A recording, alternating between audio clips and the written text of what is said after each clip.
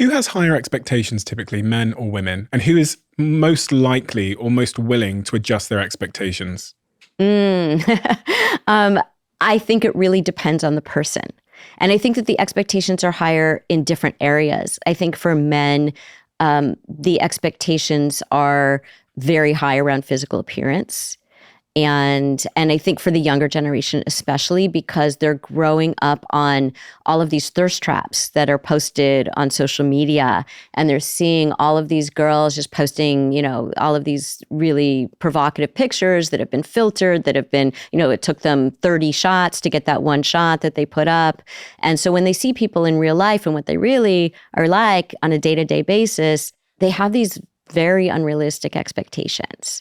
And I think that's different from in the past when you saw many more people in real life than you do now, where you're seeing more people online most of the time. And I think for women, the expectations are, I think it's confused with feminism. So feminism is great. I'm a feminist. But I think that feminism is not this person has to meet all of these criteria that are not really human. And I go through them in the book, the kinds of things that people say. And I have all these surveys in the book about the kinds of things people say they're looking for and they're not finding the right person. And I talk about this study that Barry Schwartz did. He wrote The Paradox of Choice.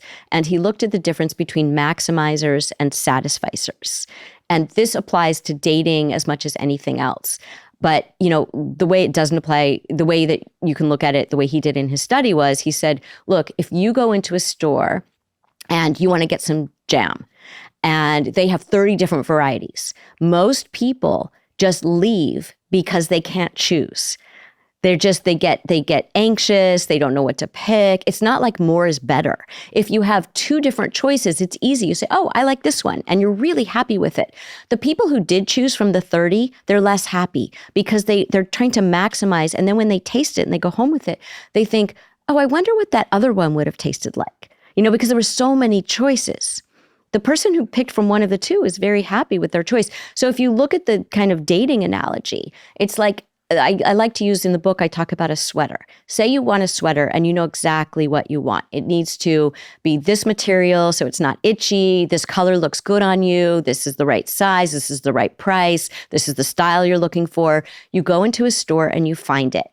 The satisficer will buy it, be really happy that they found it, and really enjoy it for a very long time. The maximizer will say, oh, I found this, but while I'm at the mall, I might as well just put this one, back on the shelf, and I will go look at a few other stores to see if I can find something that's maybe a little, like the color is a little bit better, or the price is, maybe there's something on sale, or maybe there's something that's a slightly different material. And they keep looking, and then they find something that's maybe slightly better in their mind, and they buy it. They're less happy with it because then it took them all this anxiety and energy to find it. And then they find it and they're always looking over their shoulder. Well, maybe there's another one. Maybe there's a better one. Maybe there's a different one. And the next time they're walking and they pass a store window, they think, I should have gotten that one. So maximizers think that they're putting in all the research to find the thing that's going to make them happiest, but going through that process makes them unhappy, not only by going through that process, but when they get the thing that they decide on. So with dating, we want to be satisficers, which means we have very high standards. It's not like, oh, I'm satisfied, that's enough. It's like you're satisfied because your standards are very high. But you're not always looking over your shoulder to wonder what you're missing out on. You're not always in this state of FOMO.